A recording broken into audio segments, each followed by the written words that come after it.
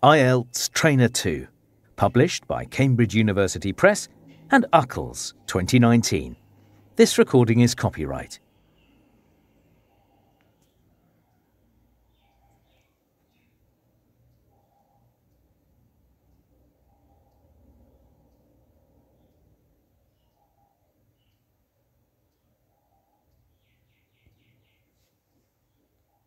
Exam Practice Test 4, Listening Part 1. You will hear a number of different recordings and you will have to answer questions on what you hear. There will be time for you to read the instructions and questions and you will have a chance to check your work. All the recordings will be played once only. The test is in 4 parts. At the end of the test, you will be given 10 minutes to transfer your answers to an answer sheet. Now turn to Part 1.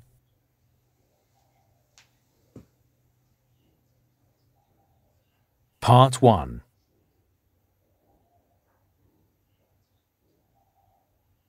You will hear a man who runs a transport hire company talking to a woman who wants to hire a vehicle. First, you have some time to look at questions 1 to 5.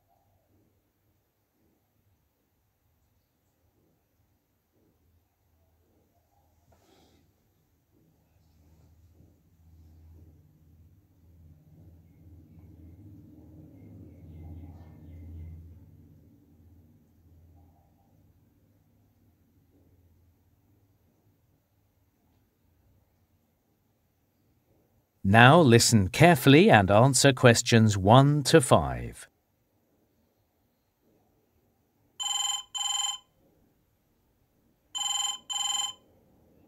Good morning. Island Transport Company. This is Brian speaking. Morning. This is Jenny Cartwright here. I'm visiting the island next week and I want to hire some form of transport. No problem, Jenny. Island Transport can offer a range of different vehicles to hire. So, the first option is a motor scooter. They're very popular. Oh, right. And how much do they cost to hire? Well, you can hire them by the hour or by the day. Per hour, it's $15.50. And what about for a day? Daily, it's $49.99. That includes a full tank of petrol, but you need to fill it up before you bring it back. Is a scooter a good way to get around the island? Oh, yes. It's a lot of fun. Visitors really enjoy it. Do you provide helmets? Yes, of course, all sizes. We can also let you have gloves as well. It's not a bad idea. Oh, yes, I hadn't thought of that. The only thing is with the scooters, you have to keep to sealed roads. That means you can't ride on Battenberg Road, so you can't visit the far end of the island. Sorry, I didn't catch the name of the road. Could you spell it? Sure, it's spelt Battenburg. But there are still plenty of other places you can explore on a scooter. OK, and what about a car? Yes, we've got a range of cars. Well, there's 4 of us. But if we do go for the car option, we'd be happy with a very small basic one. An economy car would be $87.80 per day. That's for a 4-door car. It can take 5 passengers. Right, OK. And a car is the best way to see the whole island. You can drive on all the roads. And if you'd like to go for a swim, you can drive right down to Green Bay, which visitors love. Well, a car is definitely something to consider. It's certainly a good price if we split it between the 4 of us. Exactly. Only thing is, it's pretty hot at this time of year. Does the car have air conditioning? Not that model, no. You need one of our bigger cars if you want that. Well, maybe it doesn't matter. Before you hear the rest of the conversation, you have some time to look at questions 6 to 10.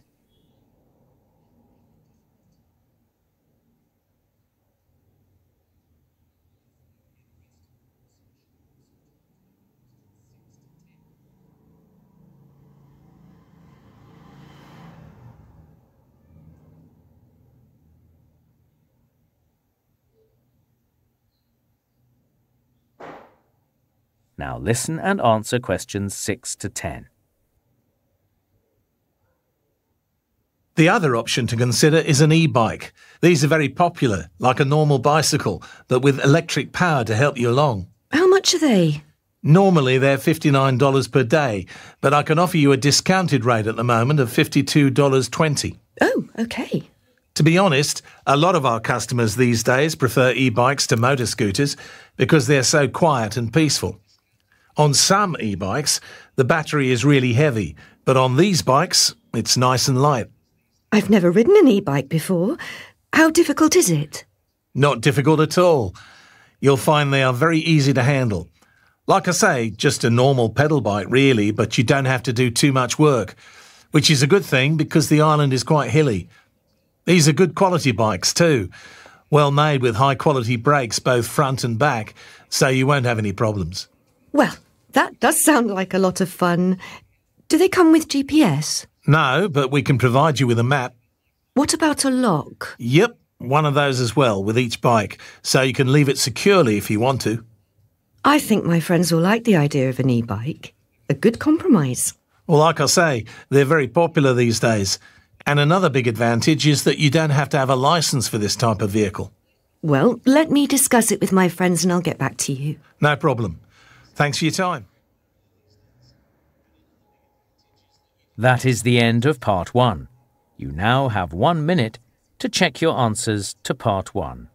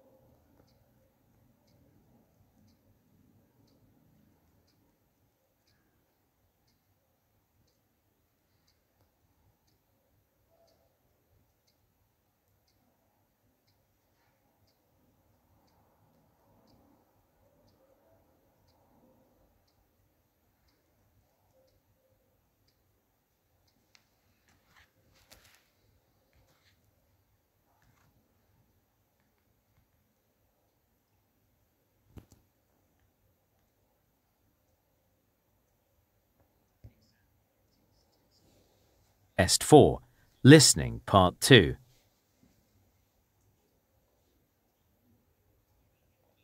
You will hear a man talking to a group of people who are looking around a community garden. First, you have some time to look at questions 11 to 15.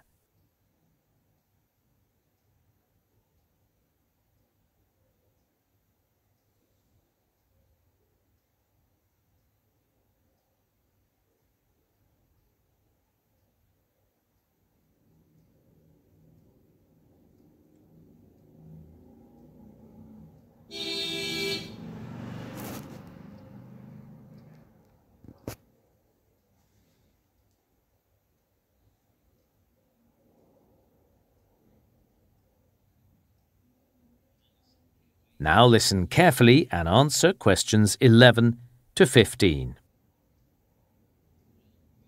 Well, good morning everyone and welcome to this open day at the community garden. Our garden belongs to the local community and as you'll see, what we grow here is mostly fruit and different kinds of vegetables. First, I'll tell you some background information. Well, recently we made an interesting discovery at the garden. Before, we didn't know much about the history of this site. We only had a few documents and records. Then we found some ancient implements like spades and forks for digging. They were buried in the earth. Experts say these are at least 1,000 years old. So people have been using this land for growing produce for a long time. There are some photographs of these implements in the clubhouse, as well as a diagram of what we think the garden might have looked like if you want to look later.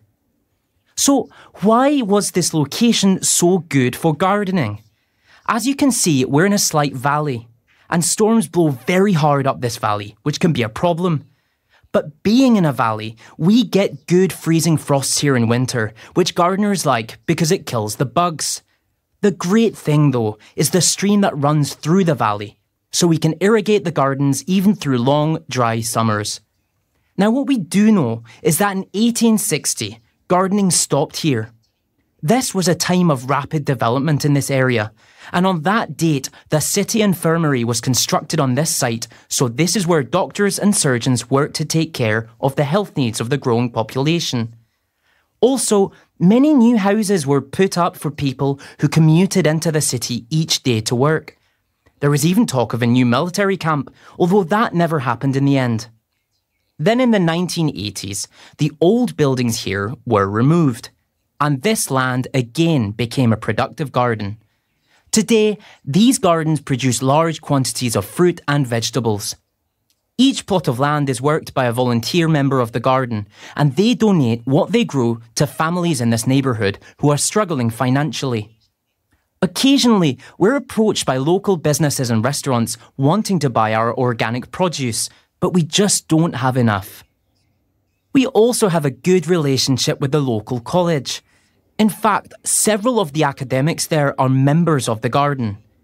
Each week, undergraduates enrolled on the college's horticulture course have a class here to learn about their subject firsthand.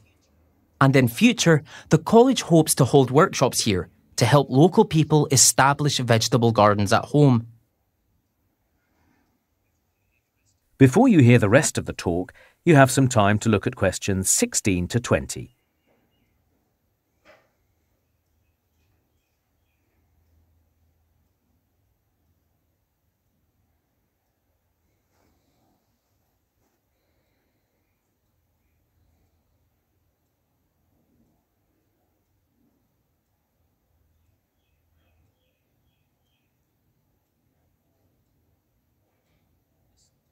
Now listen and answer questions 16 to 20.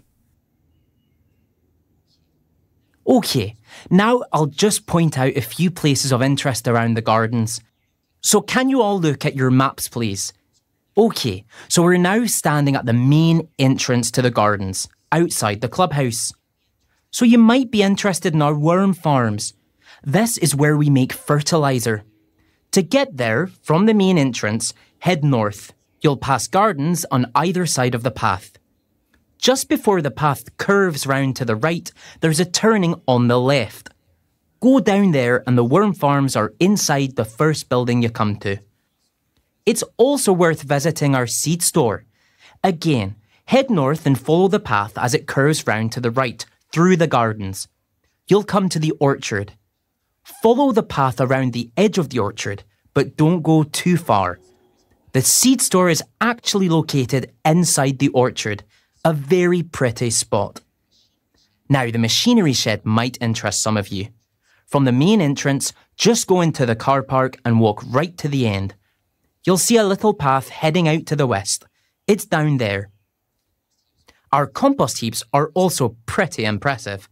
So head north from the main entrance, go past the first gardens and take the first turning on the left.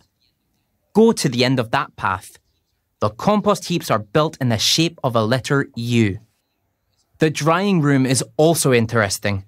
This is where we dry fruit to preserve it. To see how it's done, walk up through the gardens till you come to the orchard. Keep heading north and the drying room is right at the very end of that path, as far as you can go. Now, one other thing I'll mention are the outside toilet facilities. That is the end of Part 2. You now have half a minute to check your answers to Part 2.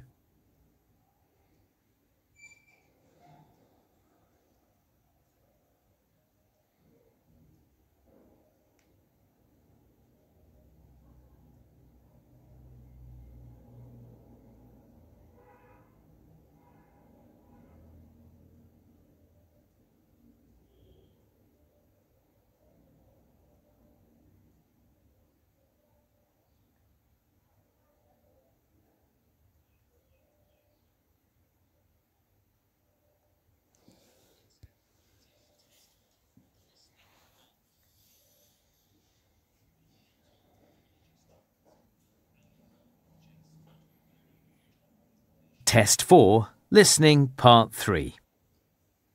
You will hear two technology students called Alia and Jason talking about their joint presentation on the benefits of playing video games. First, you have some time to look at questions 21 to 25.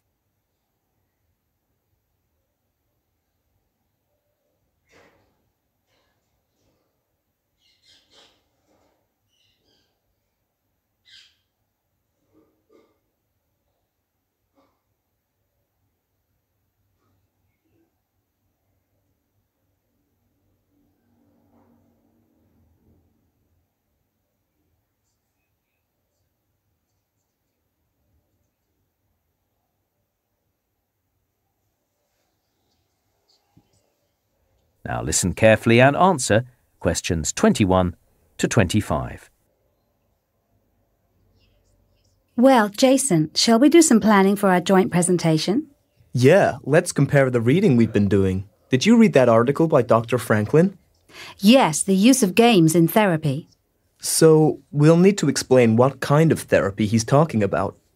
Okay, so it's treating people after accidents or illnesses, rebuilding their body strength. Exactly. And Dr. Franklin sees huge potential for games. But he made the point that this isn't new. Really, since the 1990s, therapists have been experimenting with games. Yeah, I agree. Dr. Franklin illustrated that this has been going on for many years. It's not a sudden breakthrough. I was hoping he'd give some idea about how many health professionals now employ games in therapy. He doesn't really address that, does he? Okay, so what's the biggest advantage of games in therapy?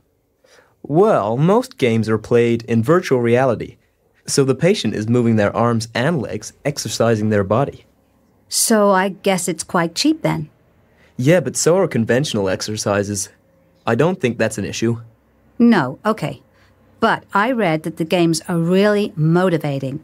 People are much more prepared to spend hours on rehabilitation when a game's involved. I think you're right. That's the most important benefit. In fact, I read some people actually get so caught up in the game they hurt themselves, and the therapists have to slow them down. Then, did you read about the Singapore study? Yeah, I started.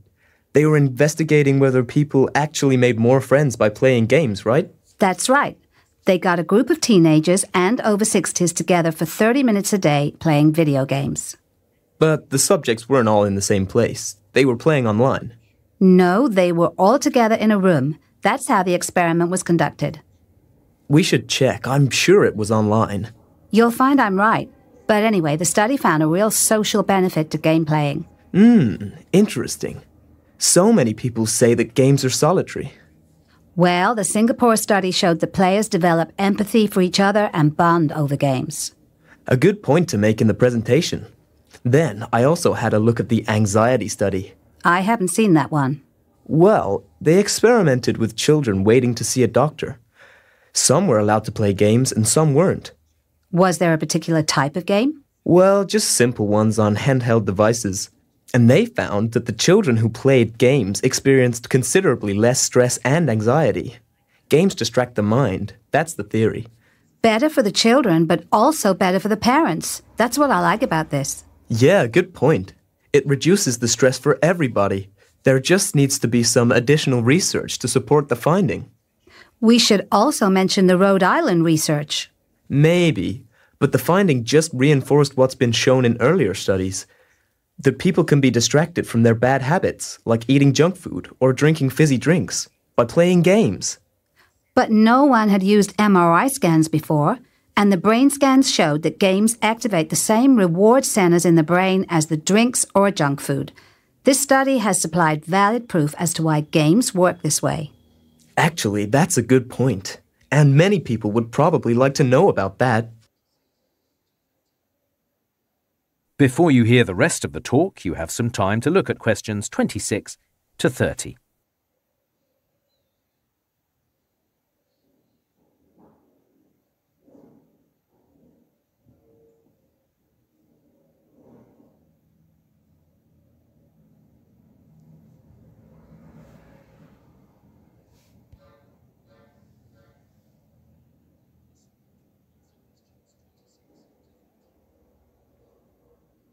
Now listen and answer questions 26 to 30.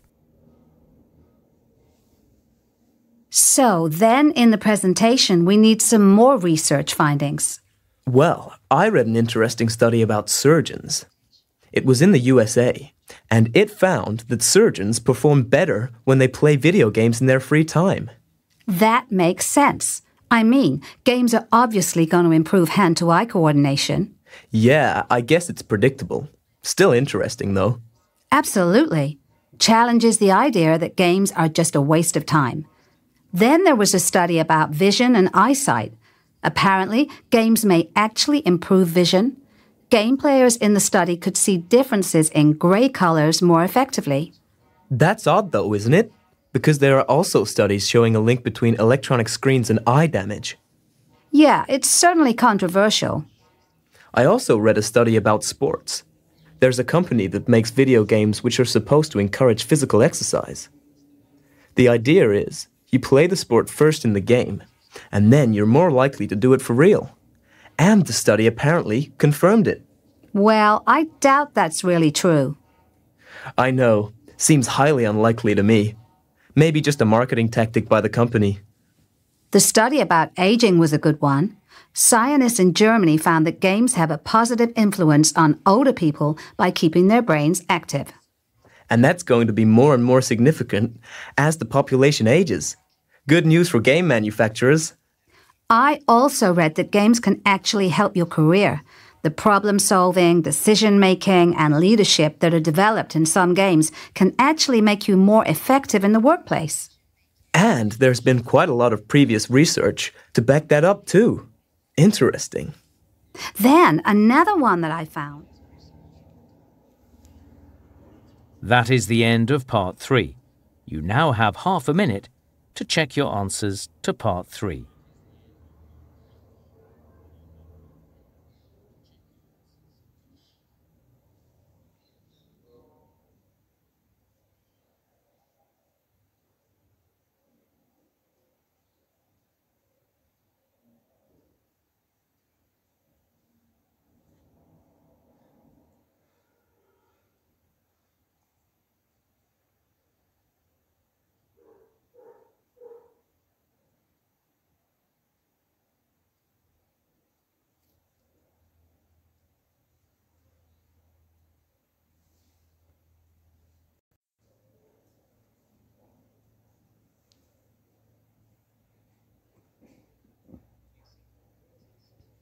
Test 4, Listening, Part 4. You will hear an anthropology student giving a talk about traditional Polynesian navigation. First, you have some time to look at questions 31 to 40.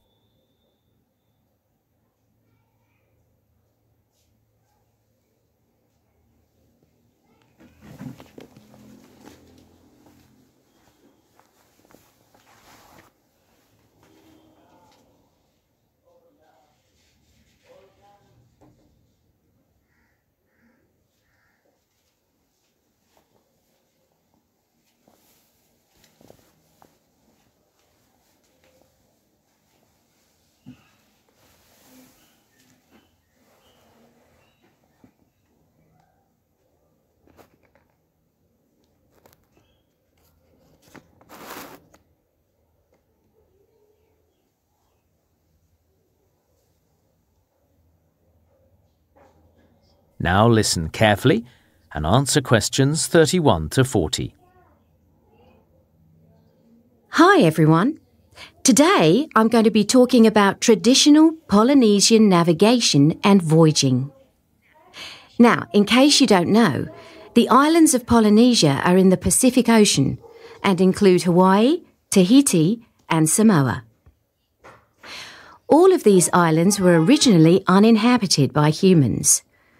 And for many years there was a debate about where the Polynesian people had migrated from. It was once suggested that they came from the Americas. However, that debate has been settled. Today, anthropologists recognise that the Polynesians began their journeys in Asia and from there migrated eastwards to the Pacific Islands. It's believed all the Polynesian islands had been settled by the 13th century.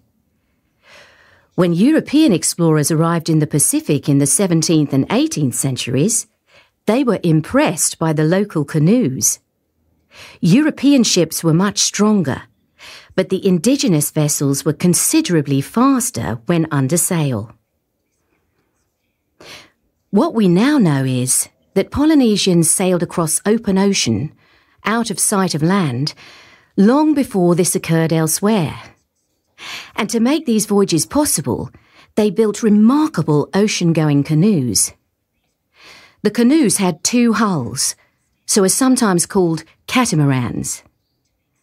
They were equipped with large paddles, but these were not a form of propulsion. Instead, the paddles were positioned at the back of the canoe to make steering the vessel possible. All these ocean-going canoes had sails. Polynesian sails were triangular in shape and made from the pandanus plant, which grows on nearly all Pacific islands. It was also necessary to make warm clothing, as even in tropical waters, people could get cold on long voyages. Materials like wool and cotton were unknown to Polynesians. However, the paper mulberry tree grows on most Pacific islands, and its bark was remarkably flexible and was used in the manufacture of clothing.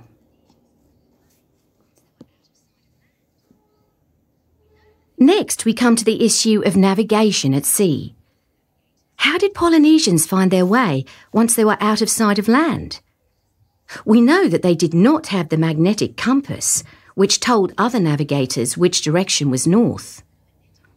But the Polynesian navigators understood where numerous stars rose and set on the horizon. And using this, they could identify 32 different directions. However, this information about the stars was extremely complex, and therefore remembering it all was a challenge. So the navigators had created long and complicated songs to help them recall all the information they needed. Using the stars to navigate was effective, so long as the sky was clear. But when it was cloudy, the navigators couldn't see the stars. How did they find direction then? Well, they still knew which way to sail the canoe by studying the waves, which usually came from predictable directions in the Pacific at different times of the year. Sometimes they were sailing between islands they had visited before, but very often they were trying to find new islands. How did they know that land was nearby, just over the horizon? Well, there were various techniques. The navigators were experts at recognizing those particular birds whose habitat was the open ocean, and those that lived close to islands. So this was one way they knew that land wasn't far away. They were also skilled at noticing changes to the sea itself. The temperature of the water is constant in that part of the Pacific, but its colour could vary in the proximity of land, and that was something else that they were able to detect. Well, as technology developed, traditional voyaging all but died out. The Polynesian peoples travelled by steamship and later aeroplane like everyone else. However, in recent history, there has been renewed interest in traditional voyaging. It began in 1976 when a new canoe, named Horculea, was built as a replica of traditional Polynesian vessels. This canoe was sailed from Hawaii to Tahiti, a distance of more than 4,000 kilometres across open ocean. And all the navigation was done using the techniques I've outlined today. The crew did not use modern instruments on the voyage. Since then, there has been a remarkable renaissance of traditional voyaging. Numerous canoes have been built in different Polynesian countries, which have sailed to almost every part of the Pacific. And the Horculea has now completed a 3-year circumnavigation of the world. As well as sailing, these voyages have sparked renewed interest among Polynesians in learning about their traditional cultures. The canoes themselves operate as floating classrooms, teaching young people about, for example, the music their ancestors once enjoyed. Another aspect of this has been the teaching of Polynesian languages, some of which were in danger of dying out. Now, one thing I'd like to add is... That is the end of Part 4. You now have 1 minute to check your answers to Part 4.